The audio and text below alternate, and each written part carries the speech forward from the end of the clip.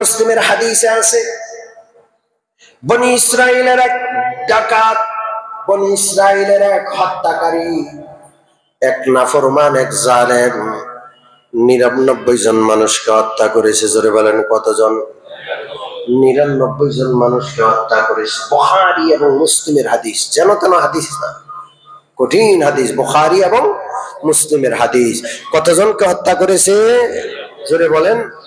99 জনকে হত্যা করেছে বনি ইসরাইলের এক লোক। আল্লাহ রসুল বলছেন 99 জনকে হত্যা করার পর মনে মনে অনুতপ্ত হলো, মনে মনে লজ্জিত হলো, আরে কি কামটা করলাম, কি অন্যায়টা না করলাম, এতগুলো মানুষকে আমি হত্যা করলাম। মনে মনে তওবার চিন্তা করে তার এলাকার আবেদের কাছে গেল। কার কাছে? খুব ইবাদত করে, খুব ইবাদত বন্দেগী।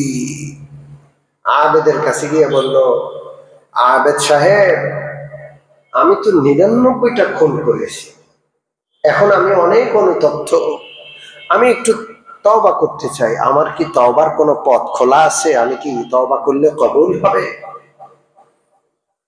আবেদ, আলেম না, শুধু ইবাদত গুজার, ইলম নাই। ইবাদতের সাথে ইলম দরকার আছে না? আবেদ বললেন, দূর হ, তোর চেহারা দেখতে চাই না। একটা না, দুইটা না, 10টা না, 20টা না, 99টা হত্যা করে এসেছিস। আমার ইবাদত খানা থেকে বের হয়ে যা, তোর কোনো ক্ষমা নাই। কিসের ক্ষমা?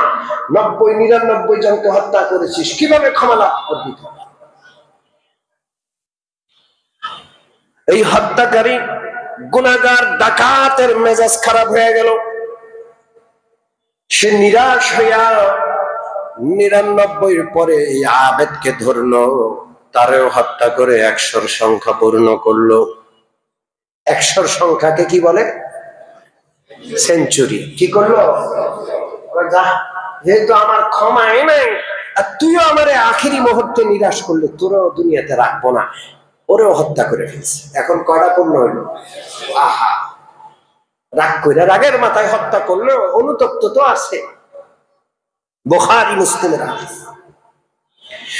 এই লোকটা ক্ষমার জন্য দৌড়াচ্ছে, এই দুয়ার সেই দুয়ার যাচ্ছে, দৌড়াইতে দৌড়াইতে একজন আল্লাহওয়ালা আলেমের কাছে গেল, যার কাছে আসমানি কিতাবের ইলম আছে। দুনিয়ার সমস্ত সমস্যার সমাধান আসমানি কিতাবে কে দিয়েছেন? জোরে বলেন আল্লাহ।